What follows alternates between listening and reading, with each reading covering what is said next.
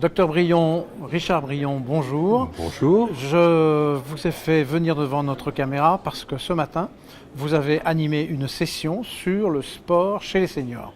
Alors, je vais d'abord vous demander de vous présenter et pourquoi on demande à Richard Brion de venir modérer ce type de séance. Voilà, Richard Brion, cardiologue, et j'ai dans ma vie présidé le club des cardiologues du sport et le GERS, donc le groupe Exercice, Réadaptation et Sport de la Société française de cardiologie, et je pense que c'est un peu pour cela que j'ai eu cette fonction. Alors, c'est une session, c'est toujours difficile de parler de tout, mais est-ce qu'il y a quelques points phares, quelques messages que vous avez particulièrement tirés de cette session et que l'auditoire a probablement retiré aussi? Alors, cette session a été concernée le senior, et la première chose, c'est qu'est-ce qu'un senior? Et on voit là d'emblée qu'il y a très grande différence, l'âge ne fait pas la différence, et qu'on trouve des états de forme extrêmement différents qui n'ont rien à voir avec l'âge. Et voilà, donc le senior déjà, c'est une catégorie qui est très hétérogène. Voilà, c'est la première chose. Ensuite, malgré tout, nous vieillissons, hélas. Il y avait beaucoup de mauvaises nouvelles à ce sujet dans cette réunion. On va y revenir. Voilà. Et donc, on voit bien que l'entraînement physique, puisque c'est de cela dont on parle, est vraiment quelque chose d'important à poursuivre tout au long de sa vie, avec des bénéfices, et notamment cardiovasculaires, qui se poursuivent tout au long de la vie. Alors, déjà on va parler, on peut couper la poire en deux en disant il y a eu des bonnes nouvelles, il y en a eu des mauvaises. Alors, on est impatient de savoir quelle était la mauvaise que vous avez évoquée.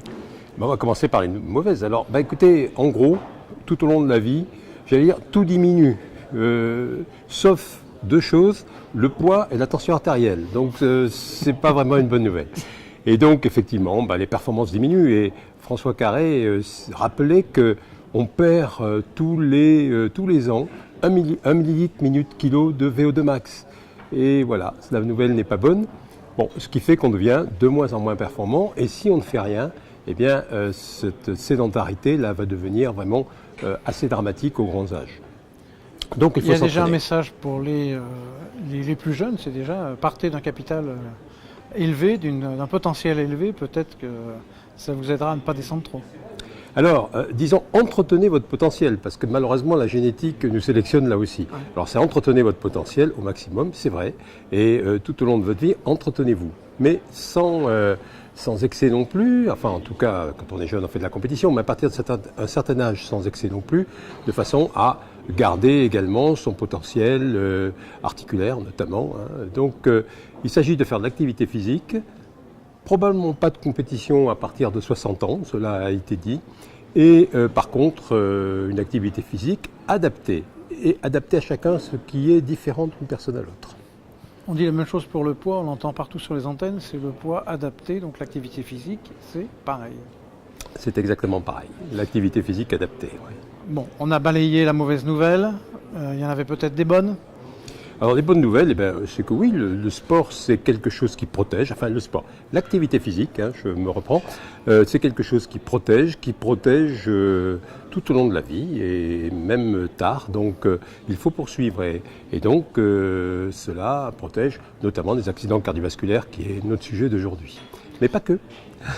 Alors, les gens qui se remettent au sport, quelles sont les consignes qu'on peut leur donner? Parce que le sport, c'est souvent une question de temps et la retraite, la seniorité, se prêtent à reprendre une activité sportive.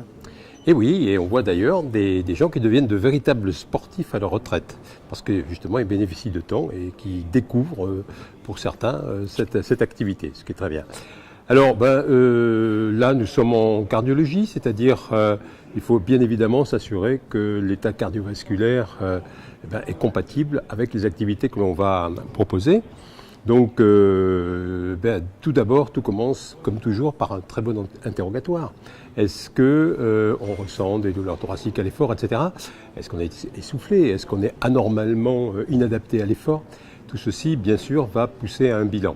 Alors, dans l'ensemble, les orateurs étaient assez modérés sur pousser les bilans.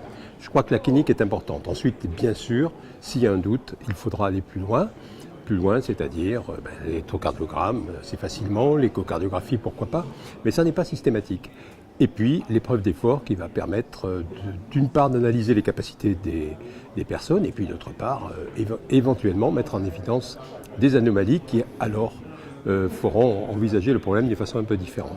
Je vais faire la sourde oreille, j'ai entendu le passage d'exploration et l'épreuve d'effort, fait partie des incontournables ou...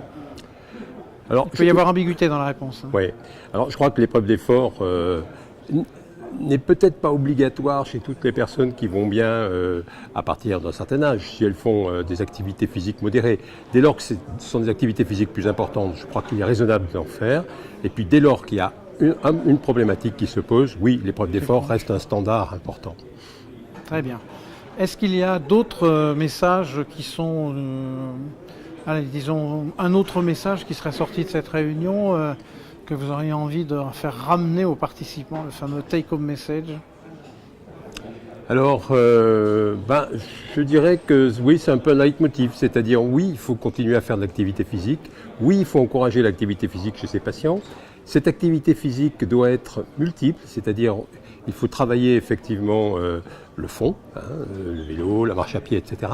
Mais il ne faut pas oublier les muscles, parce que le potentiel musculaire, on l'a vu sur ce qui nous avait été présenté, eh bien, va très progressivement également s'altérer. Et si on veut conserver des muscles en bon état, il faut faire également de la musculation. Voilà, je crois que c'est ça le message important. Il faut travailler et le fond et la musculation. Je crois qu'on a fait le tour à peu près de ce qu'il fallait retenir, des bons messages, et puis on va s'arrêter là et on va aller faire un peu de sport. Absolument, allons-y.